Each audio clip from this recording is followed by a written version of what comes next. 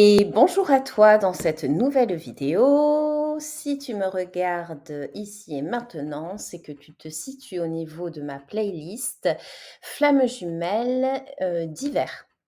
Donc nous abordons dans cette playlist divers sujets et variés concernant les flammes jumelles. On fait notamment des zooms, des focus.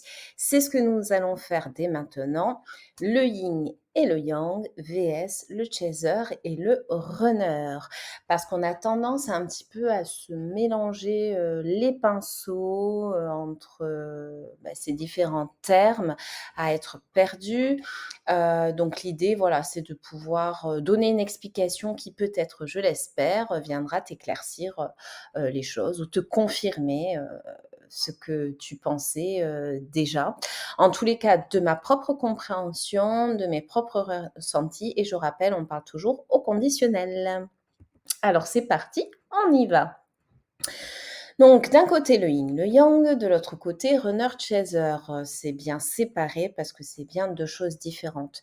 Le yin et le yang va refléter la partie énergétique, alors que runner chaser va refléter plutôt la partie comportementale d'une personne, et en l'occurrence des flammes jumelles, puisque ce sont des termes utilisés spécifiquement pour les flammes jumelles. Ce qui ne veut pas dire que qui que ce soit ne puisse pas avoir type de comportement runner ou chaser. Tout le monde peut avoir ce type de comportement, puisque finalement, on va le voir dans les détails, mais c'est lié à des blessures, blessures de l'âme. Donc du coup, on utilise ces termes runner-chaser spécifiquement pour les flammes jumelles. Alors que yin-yang, là pour le coup, ne sont pas des termes utilisés spécifiquement pour les flammes jumelles, ce sont des termes utilisés pour qui que ce soit. On va commencer par le yin et le yang. Donc petit rappel, j'en avais parlé déjà dans une autre vidéo.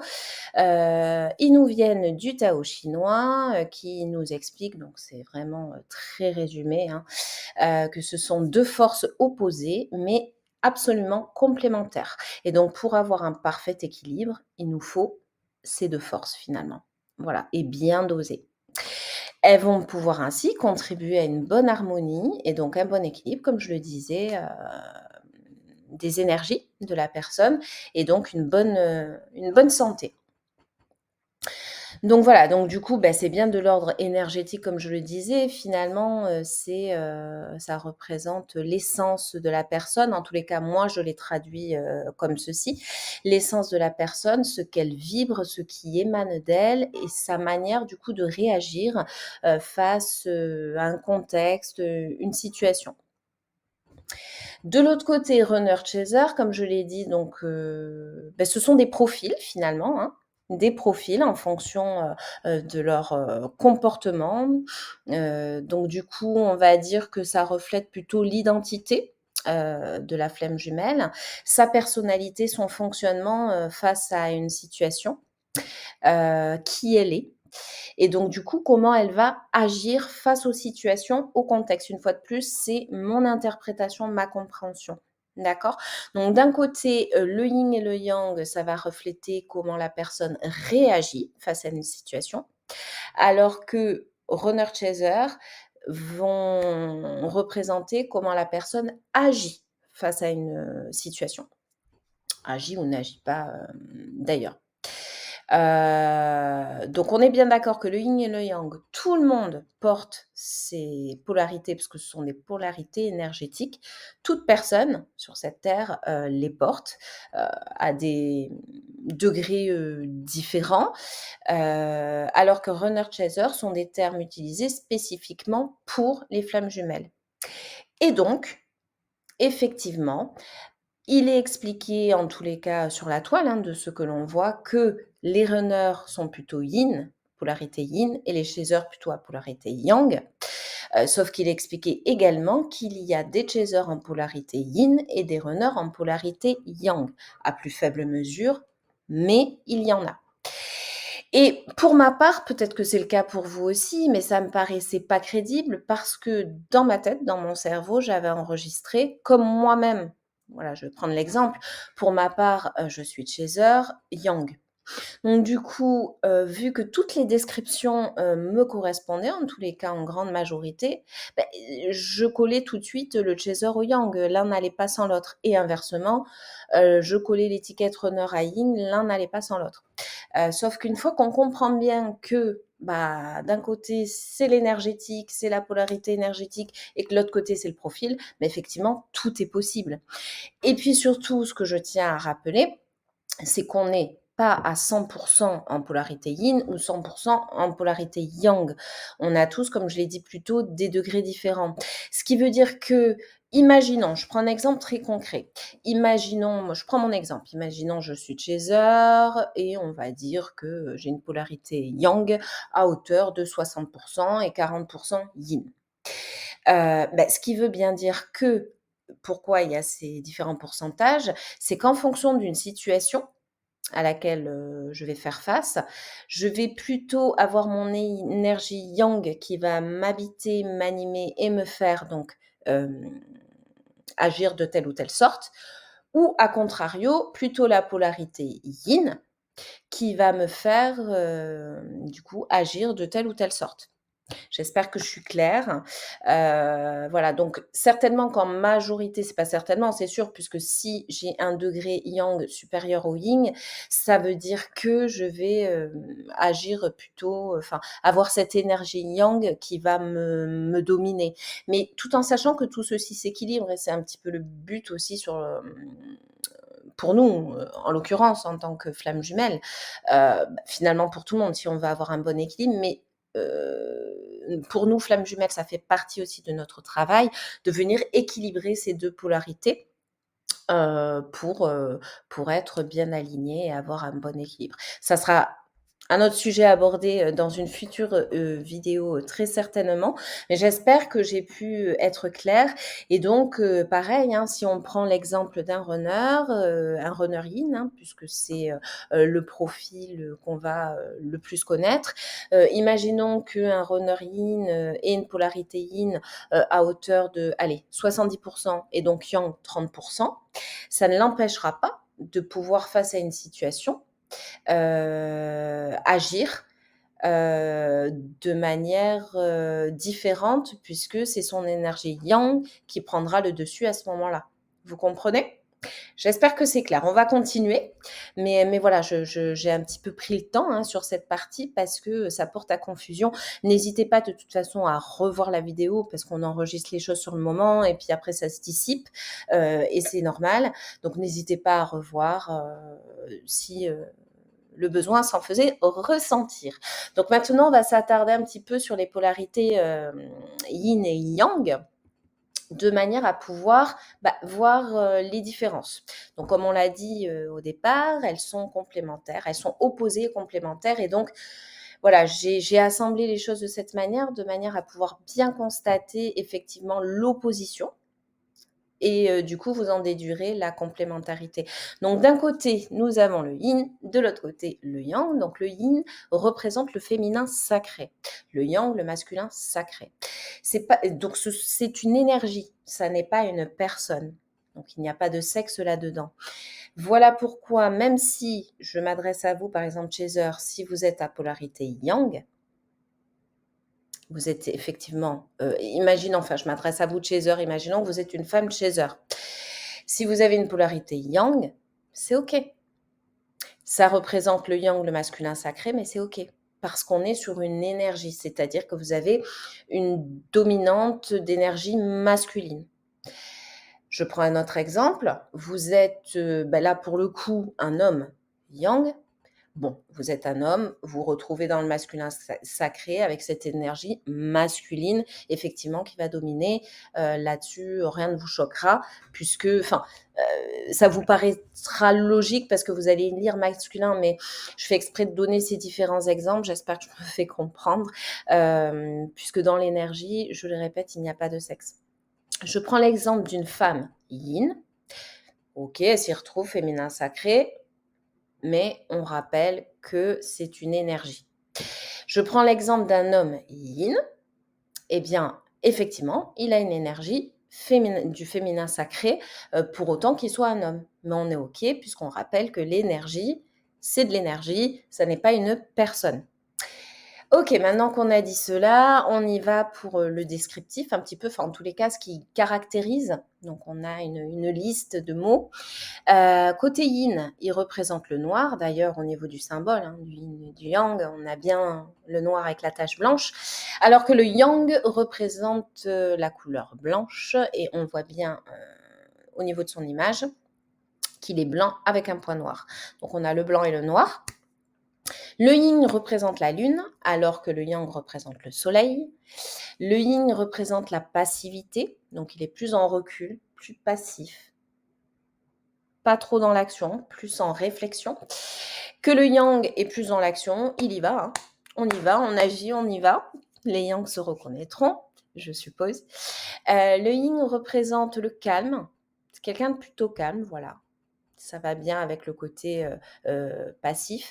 Calme, il est aussi intuitif, que le yang est plutôt alors bruyant, on n'est pas dans une basse-cour, mais voilà, quand il fait les choses sont marquées, il est pas mal dans la démonstration, donc voilà, on l'entend, même quand il parle, en principe, on l'entend et lui est plus dans la logique, que dans l'intuition. Voilà, il est plus avec ses yeux, à voir, à constater, que le yin est plus avec son troisième œil, à ressentir les choses. Voilà, donc plus dans l'intuition. Ensuite, le yin est plutôt lent, alors que le yang est plutôt rapide. Donc le yin prend le temps de faire les choses, le yang, il y va, tac, tac, tac, tac, tac, on est, dans la rapidité. Le yin est plutôt dans l'intériorisation, donc il va pas exprimer forcément les choses, il les garde pour lui, alors que le yang va les extérioriser. Donc là, on est au niveau du chakra gorge. Un chakra gorge souvent chakra ou gorge, pardon, souvent bloqué du côté du yin, je dis bien souvent, hein, ce qui n'est pas forcément le cas du côté yang, d'où plus de facilité à communiquer. Ensuite, le yin est plutôt tourné vers autrui, alors que le yang est plutôt tourné vers lui-même. Le yin donc représente le côté froid et le yang le côté chaud. Le yin est plutôt découvert, alors que le yang est plutôt caché. Donc oui, alors le yin plutôt découvert, moi je l'entends dans le sens où c'est vrai il a un réseau social plutôt développé, à contrario du yang. En tous les cas, c'est ce qui ressort bien souvent. Le yang a peut-être un côté un peu plus solitaire, je ne sais pas, d'ailleurs dites-moi en commentaire, n'hésitez pas à me préciser un petit peu où vous vous retrouvez. Est-ce que effectivement ça vous correspond? Pour ma part, en qualité de yang, effectivement, j'ai plutôt ce côté, solitaire, ce qui m'empêche pas de m'ouvrir, mais j'ai plutôt ce côté, solitaire, caché. Du coup, je m'y retrouve pas mal. Le yin, donc est plutôt conscient, le yang inconscient. D'ailleurs, ça sera intéressant, on y viendra lorsque je vous présenterai une vidéo sur le parcours des 2, donc du runner et du chaser, avec, la personne consciente la première, consciente en suivant et cetera. On y reviendra. Effectivement, c'est lié, hein, le yin conscient à comme on l'a dit un petit peu plus tôt, il est intuitif, donc il ressent les choses. Alors que le yang, il est un petit peu dans l'action et un petit peu il a pas forcément ce recul et ces ressentis. Donc tant qu'il voit pas, qu'il constate pas, bien souvent c'est ça, il n'aura pas cette conscience. En tous les cas, pas au même degré que le yin. Le yin, donc on a un côté plutôt superficiel, alors que le yang, c'est plutôt profond. Et le yin est quelqu'un de plutôt léger, alors que le yang plutôt lourd. Alors, plutôt léger, effectivement, le yin est plutôt dans la légèreté, sans se prendre la tête, faisons les choses comme elles viennent, vivons au jour le jour. Alors que le yang, il a besoin que les choses soient marquées, que les choses soient définies, et cetera, et cetera, et cetera. C'est plutôt en ce sens, en tous les cas, que moi-même, je l'interprète. Donc on va passer, vous constatez qu'effectivement, on est complètement sur les opposés, hein. Un mot d'un côté et, euh, et l'inverse de l'autre. Mais effectivement, euh, on peut avoir ces 2 côtés en nous, de manière comme ça homogène, équilibrée. En fonction d'une situation, je serai plutôt dans l'intériorisation, par exemple, et en fonction de cette situation, plutôt dans l'extériorisation. Et voilà, et je m'adapte, je m'équilibre. Donc on va passer maintenant au profil, puisqu'on a bien évoqué, le runner et le chaser. Et c'est ici que vous allez pouvoir, parce que beaucoup se posent la question: «Qui suis-je? Est-ce que je suis plutôt runner, plutôt chaser?» C'est ici que vous allez pouvoir le définir. C'est pas au travers des polarités yin et yang, puisque vous l'aurez compris, comme je vous l'expliquais plus tôt, que le chaser peut être l'un ou l'autre, yin, yang, enfin avoir cette énergie, l'une ou l'autre donc, et le runner peut également avoir cette énergie, ou yin ou yang. Donc c'est ici que vous allez pouvoir vous identifier. En principe, il n'y a pas trop de mystère, hein. Vous allez très vite vous reconnaître. Donc, le runner d'un côté, qui peut être aussi bien un homme qu'une femme. Et le chaser de l'autre côté, qui peut être aussi bien une femme qu'un homme. Donc le runner. Donc je vais faire les parallèles comme je l'ai fait avec le yin et le yang. J'ai composé les choses de la manière, comme ça on alterne. Le runner, c'est quelqu'un qui est plutôt dans la fuite. Voilà, il va éviter tout ce qui le dérange, tout ce qui le met en situation inconfortable et surtout, surtout, surtout, tout ce qui touche l'émotionnel. Alors là, on évite, on fuit. Le chaser, lui, c'est quelqu'un de persévérant. Il est persévérant, il est téméraire, il y va jusqu'à ce qu'il n'y ait plus du tout d'énergie en lui. Ah, il va y aller, il lâche pas l'affaire, il est persévérant. S'il y croit, s'il a la conviction, s'il a l'envie, s'il a la motivation, il y va. De l'autre côté, le runner a peur de l'engagement lié à sa blessure de rejet. D'où aussi ses fuites, c'est lié directement. Le chaser, lui, a peur de l'abandon lié à sa blessure d'abandon. D'où le fait, qu'il s'accroche. Il lâche pas. Il s'accroche. Non, non, non, non, non, non, me lâche pas, reste avec moi. J'ai encore des choses à te prouver. Et même si je t'ai montré déjà beaucoup de choses, j'en ai encore vraiment beaucoup à te montrer. Et je peux même en inventer ou en réinventer. Ne t'en va pas, reste là. Ensuite, le runner a plutôt, enfin, je souris, j'en rigole parce que mieux vaut, je suis concernée, hein, ou l'été parce que des choses ont évolué et vous le constatez vous-même aussi que des choses évoluent puisque au fur et à mesure du parcours, on évolue, on travaille sur soi, sur nos blessures et cetera et rien n'est plus pareil. Ensuite, le runner, il a des difficultés de communication. Je l'avais évoqué un petit peu plus tôt, hein, chakra-gorge, alors que le chaser, lui, a plutôt des facilités de communication. Pas de souci. Il est en principe assez spontané. Voilà, il va dire les choses. S'il ressent les choses, il pense les choses, il n'aura aucun problème à les évoquer, en principe, hein, ce qui n'est pas le cas du runner. Donc on n'est pas là pour juger, hein, c'est pas des critiques, c'est vraiment, je fais un descriptif à partir de mon propre vécu, des vidéos et témoignages que j'ai pu lire ou regarder. Donc runner plutôt yin, énergie yin en majorité, mais peut-être en énergie yang. Le chaser, énergie yang en majorité, mais peut-être en énergie yin. Je me répète, mais bon. Le runner, lui, il a peur d'aimer. Pour lui, l'amour égale rupture, quoi qu'il en soit, à un moment donné, il y aura rupture de la part de la personne en face. La personne va mettre un terme, va le rejeter. C'est comme ça qu'il le ressent et qu'il le vit. Notamment, il peut y avoir de la trahison, une sensation de trahison derrière.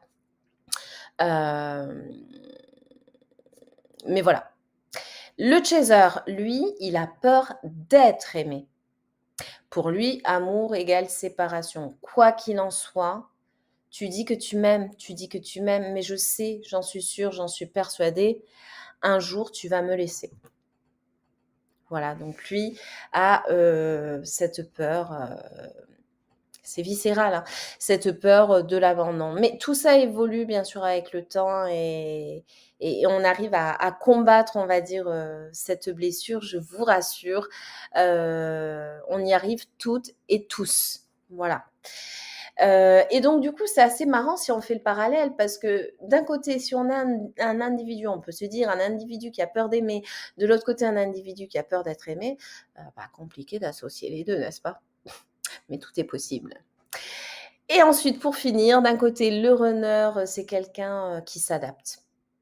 Il s'adapte, face au regard extérieur, par rapport au regard extérieur.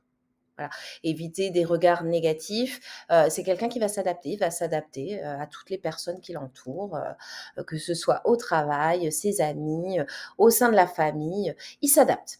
On le rappelle, lui, il veut pas de problème, il fuit tout ce qui le met dans des situations, dérangeantes, voilà, il s'adapte. Et de l'autre côté, le chaser, lui, est plutôt, quelqu'un d'authentique. Donc lui, il va exprimer, ça va se voir sur son visage, ça va se voir au niveau du corporel, voilà, quoi qu'il en soit, lui, il va dire, lui est plutôt, face à son regard intérieur, en fonction de ce qu'il pense, qu'il ressent, il est tourné vers lui. Quelque part, hein, peu importe ce que pense, l'autre en face de moi, j'ai pas de souci, voilà, je fais. Voilà, tout simplement. Donc du coup, j'espère que c'est clair. C'est vrai que ça fait, pas mal d'informations. N'hésitez pas à regarder, la vidéo, à nouveau, hein. C'est bien de pouvoir, enregistrer les choses au fur et à mesure.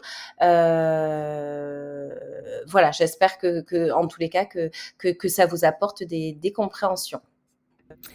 Donc j'espère que cette vidéo vous aura plu, qu'elle aura pu vous apporter, comme je le disais, un certain nombre de compréhension ou de confirmation. C'est toujours un plaisir pour moi, hein, de vous présenter ces vidéos. Eh bien, je vous dis à bientôt pour une prochaine vidéo, mais ne coupez pas tout de suite. Une petite surprise va arriver. Comme je vous l'avais indiqué dans une autre vidéo, je vous laisse à chaque fois sur la fin de mes vidéos avec une petite composition pour vous, flammes jumelles, avec en particulier toi, Chaser. N'hésite pas à l'écouter, la visualiser. J'espère qu'elle t'encouragera, qu'elle te fera comprendre certaines choses. Et ne pense surtout pas que la personne qui fait vibrer ton cœur, cette personne qui a un profil runner, ne t'aime pas.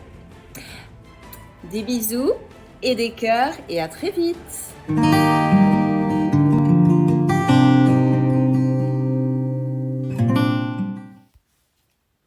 Mais tu m'aimes ? demanda Alice. Non, je ne t'aime pas, répondit le lapin blanc. Alice fronça les sourcils et commença à se frotter les mains, comme elle le faisait toujours quand elle était blessée. Tu vois, dit le lapin blanc. Maintenant, tu te demandes peut-être ce qui te rend si imparfaite, ce que tu as fait de mal pour que je ne t'aime pas au moins un peu. Et c'est la raison pourquoi je ne peux pas t'aimer. Tu ne seras pas toujours aimée, Alice. Il y aura des jours où certaines personnes seront fatiguées, en colère contre la vie, la tête dans les nuages, et ils te feront du mal. Parce que les gens sont comme ça. Ils finissent toujours par jouer avec les sentiments des autres, parfois par insouciance, malentendu, ou conflit avec eux-mêmes. Et si tu ne t'aimes pas au moins un peu, si tu ne crées pas une coquille d'amour-propre et de bonheur autour de ton cœur, les fléchettes envenimées des gens deviendront mortelles et te détruiront. La première fois que je t'ai vu, j'ai fait un pacte avec moi-même. J'éviterai de t'aimer tant que tu n'auras pas appris à t'aimer toi-même. C'est la raison pour laquelle, Alice, je ne t'aime pas.